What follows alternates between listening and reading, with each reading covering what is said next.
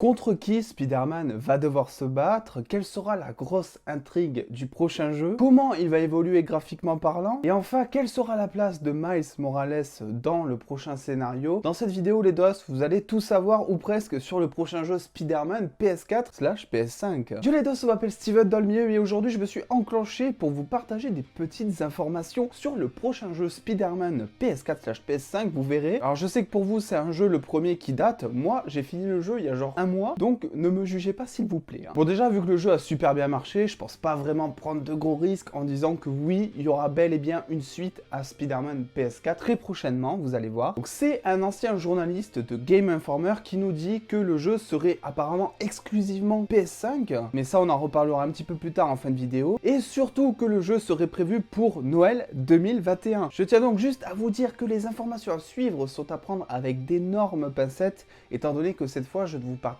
pas les dires d'une source directe. Donc du coup, pas de portage sur PS4, donc ceux qui forcément n'auront pas la chance de jouer sur Next Gen ne pourront pas forcément jouer à Spider-Man PS5. Et du coup, effectivement, si les informations que je m'apprête à vous donner se confirment dans les mois ou dans les années, dans les mois à venir plutôt, on espère, la PS4 ne sera probablement pas assez puissante pour faire tourner un jeu comme Spider-Man PS5. Et vu qu'en plus le jeu sortirait un an après la sortie de la PS5, il y a fort à parier qui vont pas se casser le chibre pour faire une version PS4. Les informations que je m'apprête donc à vous donner de suite viennent d'une source apparemment toujours en interne de Insomniac Games, donc le studio de développement à l'origine du jeu vidéo Spider-Man PS4. Alors, dans ce deuxième volet, Peter Parker affronterait comme méchant principal le Venom d'Harry Osborn. Et ça semblerait grave logique parce qu'on sait qu'à la fin du premier, Harry est très malade, avec son père Norman qui cherche vraiment tout ce qu'il peut pour le sauver, et même les moyens les plus extrêmes, parce que bon, on le voit dans un espèce d'incubateur, donc on se doute qu'il en sortira un peu transformé quoi. Je pensais au départ, comme tout le monde, je pense qu'il allait en ressortir en tant que bouffon vert de cet incubateur. C'est effectivement ce qui semble le plus logique connaissant le personnage, mais effectivement quand on croise ces rumeurs avec le fait qu'il soit entouré d'espèces de trucs aliens noirs qui pourraient vraiment ressembler à une version jeu vidéo du symbiote, il laisserait présager que oui, Spider-Man affrontera bel et bien le Venom de Harry Osborn dans Spider-Man PS5. Donc du coup on peut imaginer que son père, peut-être avec l'aide d'Otto d'ailleurs, aurait découvert ce symbiote, l'aurait analysé et aurait découvert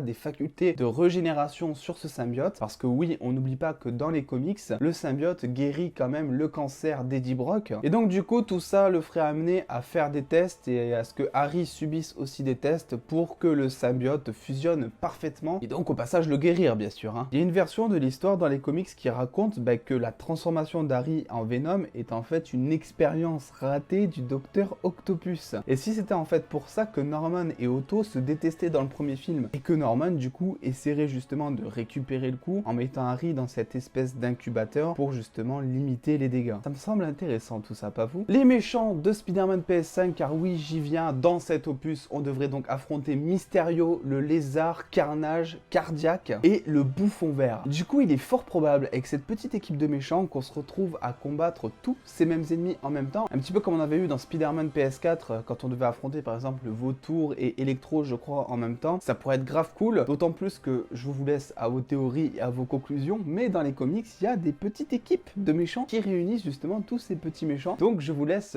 commenter si vous voulez, dire vos théories. Moi j'ai ma petite idée, mais je préfère vous laisser le suspense. Et du coup, connaissant Venom, parce que Venom est plus un anti-héros qu'autre chose, je pense que vers la fin du scénario il va peut-être tourner en mode gentil, d'autant plus que c'est le Venom de Harry Osborn qui est quand même le meilleur ami de Peter au passage. Et donc du coup ce petit Venom aurait découvert l'identité de Spider-Man et aurait réalisé que c'est pas bien finalement de tuer tout le monde, et va l'aider à combattre ces Mysterio, ces lézards, ces Cardiaques, ces Carnage. Et oui, enfin j'y viens, Miles Morales sera jouable encore une fois, mais avec des petits ajouts sympas quand même. Le Spider-Man caméléon prendrait cette fois une place un peu plus importante dans le scénario, parce que c'est ce qu'on voulait tous au final, et aura des séquences narratives. On aura le droit donc à un Miles Morales déjà entraîné peut-être, avec un vrai costume également, ça pourrait être cool. Il combattra parfois aux côtés de Peter pour laver de grosses vagues d'ennemis comme on avait dans le premier opus. Du coup on aurait certainement le droit à du gameplay, à des combos bien différents de Peter Parker, parce qu'ils ont sensiblement des pouvoirs assez différents. Je rappelle, si vous avez vu Spider-Man New Generation ou Into the Spider-Verse, c'est comme tu veux, le Spider-Man de Miles Morales a la faculté de se mettre invisible par exemple, et je me dis que ça pour les phases d'infiltration ça va être genre trop bien. On va pouvoir faire des trucs de dingue, des nouveaux nouveau truc, voilà. Imaginez également des phases d'infiltration en duo avec le Spider-Man de Peter Parker, comme on avait eu le droit notamment dans le premier opus avec MJ, une ou deux fois je crois on était avec MJ, et on interagissait entre les deux pour s'infiltrer quelque part. Ben là ça s'annonce d'autant plus lourd, parce que déjà les phases avec MJ...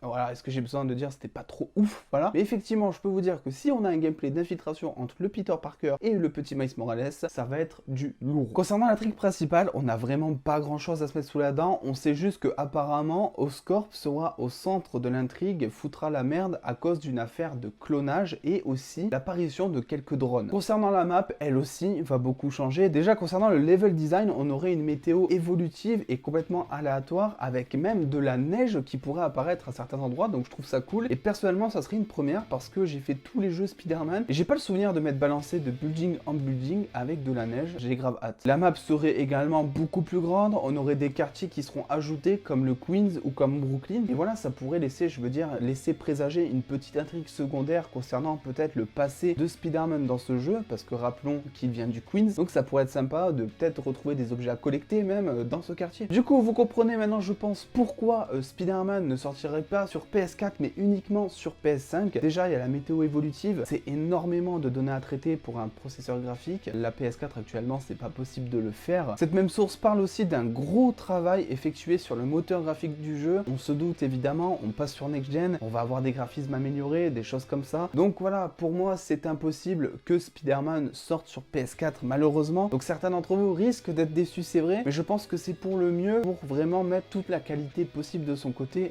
du côté de Insomniac Games bien sûr. Après je vous passe les détails, mais c'est vrai que généralement quand on passe sur Next Gen, ce qu'on voit le plus c'est la densité des détails que l'on peut avoir. Je parle notamment des PNJ, je parle des arbres, ce sont des trucs qui sont beaucoup plus denses au fur et à mesure que les années passent sur les consoles. Et là, vu le monde ouvert que l'on a avec Spider-Man et vu à quel point il se veut réaliste, je pense que c'est quelque chose qu'ils vont vraiment inclure dans la version PS5 du jeu. Après peut-être, je ne sais pas, qui compte faire effectivement un portage sur PS4 pour les gens qui n'ont pas la chance de pouvoir acheter la Next Gen de suite. Mais franchement, ça m'étonnerait parce que le jeu sort quand même un an après la sortie de la PS5. Là, ça va être compliqué, je pense. Un an après, ça me paraît vraiment trop long. Après, évidemment, une fois que le jeu sera sorti, on aura bel et bien de petites surprises comme les costumes évolutifs, comme on a eu dans le premier Spider-Man. Et il y a fort à parier qu'ils vont encore reprendre des costumes du film pour mettre dans le jeu, soit à peu près le même univers, on va dire. Parce que ça reste Sony, hein, je tiens à le dire. Et puis même des DLC, des Season Pass, des choses comme ça. Il n'était pas vraiment ouf au final sur le premier Spider-Man, mais qui rajoutait du contenu et on était content de les avoir, on va pas se le cacher. Le jeu devrait donc sortir sensiblement à Noël 2020, un petit peu avant certainement, d'ici octobre-novembre je pense. Et on aurait droit à un teaser cette année en 2020, donc j'ai grave hâte de voir ça, voir un petit peu ce qu'ils vont nous proposer. Je pense que dans un premier lieu, ça va être une cinématique ou un passage de cinématique pour ensuite se concentrer sur une phase de gameplay peut-être de 10-15 minutes. C'est comme ça qu'ils avaient fait, je me rappelle, pour le Spider-Man, le premier, qui avait été je crois présenté à l'E3 et c'est là où on avait vu cette phase de gameplay, il me semble. Mais en tout cas, j'ai grave hâte de voir ce petit teaser pour enclencher ma hype au max et vous proposer peut-être d'autres vidéos à ce sujet. Donc même si ce n'est pas officiel, je suis content de faire cette vidéo parce que ça donne matière à réfléchir mine de rien et surtout ça nous relance un petit peu la hype et on attend vraiment le jeu, je trouve. Je vous tiens au jus dans tous les cas dès qu'on a des news à son sujet. N'oubliez pas de vous abonner pour suivre mon bail de 2 vidéos par semaine. On se retrouve très vite